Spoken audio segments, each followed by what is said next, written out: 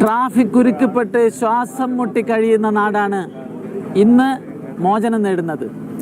നരേന്ദ്രമോദിക്ക് എങ്ങനെയാണ് നന്ദി പറയേണ്ടത് ഞങ്ങൾക്ക് അറിഞ്ഞുകൂടാ. ലോകത്തിലെ ഏറ്റവും വലിയ ട്രാഫിക് കുരുക്ക് എവിടെയാണെന്ന് ചോദിച്ചാൽ അത് കർണാടകത്തിൽ തലശ്ശേരി മെയിൻ റോഡാണ്. ഇവിടെ നമ്മൾ രണ്ട് സംസ്ഥാനം പോണ്ടിച്ചേരിക്കും കേരളത്തിനും ഗുണം ചെയ്യുന്നതാണ്. ഇതിന് 1000 നന്ദി. നരേന്ദ്രമോദിയെ നെഞ്ചോട് ചേർത്ത് പിടിച്ച് ഞങ്ങൾ അഭിവാദ്യം ചെയ്യുകയാണ്. പക്ഷേ രസകരമായ കൗതുകകരമായ കാഴ്ച നമ്മുടെ പിണറായി വിജയനും അതുപോലെ തന്നെ മരുമകൻ റിയാസും ഇതിൻ്റെ ആൾ നമ്മളാണെന്ന് പറഞ്ഞു നടക്കുന്നു. റിയാസെ, ഇതൊരു ചെറിയ സാമ്പിളാണ്. 18 കിലോമീറ്റർ.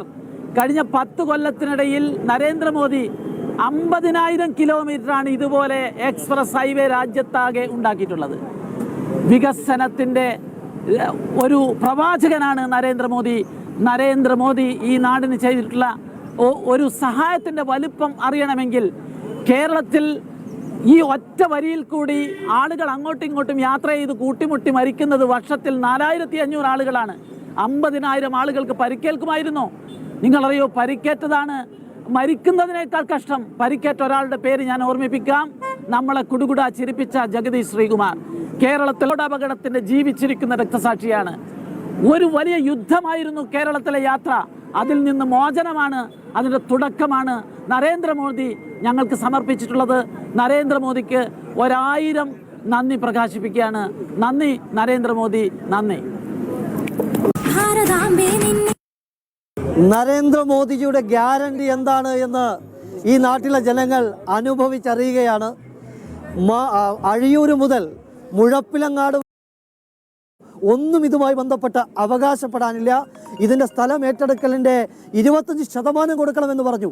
എന്നിട്ടോ അതുപോലും മുഴുവനായി കൊടുക്കാൻ സംസ്ഥാന സർക്കാരിന് സാധിച്ചിട്ടില്ല. സംസ്ഥാന സർക്കാരിന് ഈ റോഡിൻ്റെ കാര്യത്തിൽ ഒന്നും അവകാശപ്പെടാനില്ല.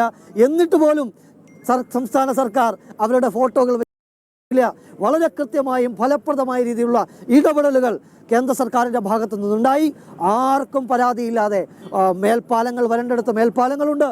അണ്ടർ പാസേജ് വേണ്ട ജനങ്ങളുടെ ആവശ്യങ്ങൾ മുഴുവൻ കേട്ടുകൊണ്ട് എവിടെയൊക്കെയാണോ അണ്ടർ പാസുകൾ വേണ്ടത് അതെല്ലാം അനുവദിച്ചുകൊണ്ട് ആവശ്യത്തിന് അണ്ടർ പാസുകൾ, റെയിൽവേ ഓവർ കാത്തിരിപ്പിന് ഇന്ന് ആ ഒരു കാത്തിരിപ്പ് സഫലമായിരിക്കുകയാണ്. എല്ലാവരും സന്തോഷത്തോടുകൂടി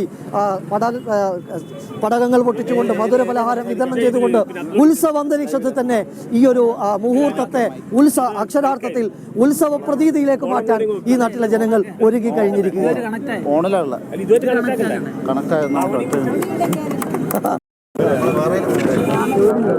ഒരു മിനിറ്റ്, എന്റെ ലൈവിൽ